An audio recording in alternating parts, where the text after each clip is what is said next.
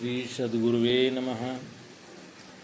नित्यं शुद्धं निराभासं निराकारं निरञ्जनं नित्यबोधं चिदानन्दं गुरुं ब्रह्म नमाम्यहम्। ओम शांति शांति शांति। प्रणाम भगवान। आज भगवान दृग्दृश्य विवेक में परम पूज्य ब्रह्मनिष्ठ महात्मा स्वामी श्री अखंडानंद जी महाराज आगे कल से आगे के प्रकरण में बता रहे हैं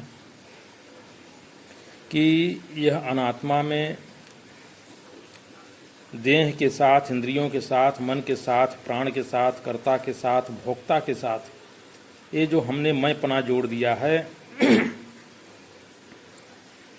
इसी से दुख होता है। प्रकृति मरणोत्तर गति नहीं देती, ईश्वर भी मरणोत्तर गति नहीं देता और कर्म भी मरणोत्तर गति नहीं देते। हमने अपने आप को हड्डी मांस चाम के साथ जोड़ करके मैं करके अपने को फंसा रखा है और यही संसरण है, यही संसार को देता है।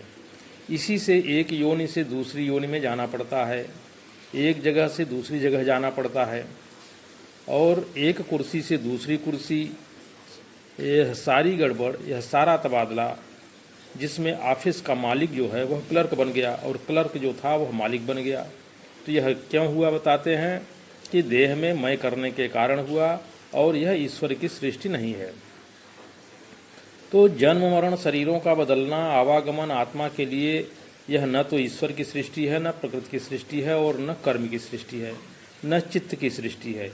यह केवल बुद्धि से आने जाने वाली चीज़ को हमने मैं समझ रखा है।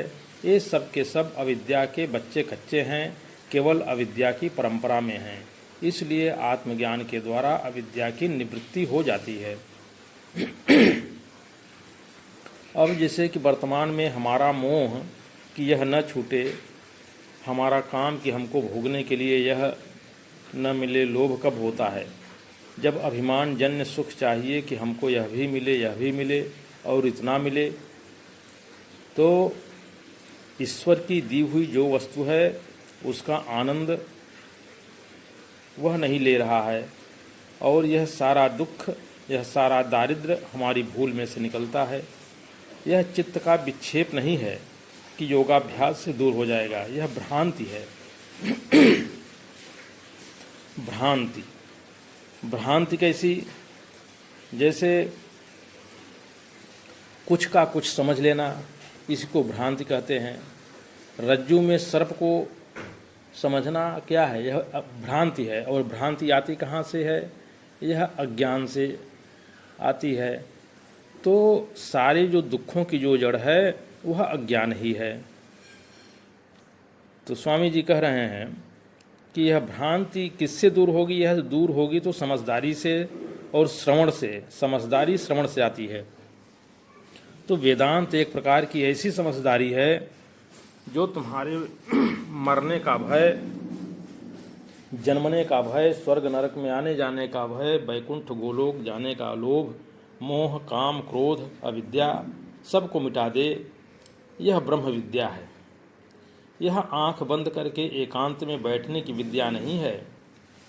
स्वामी जी क्या कह रहे हैं कि यह आंख बंद करके एकांत में बैठने की विद्या नहीं है। यह तो अनजानपने के कारण जो दुख आया है उसको दूर करने की विद्या है। इसलिए इसके लिए श्रोतव्यो मंतव्यो निधिध्यासितव्य, अर्थात श्रवण करो, मनन करो, निधिध्यासन करो, यह इसकी विद्या है।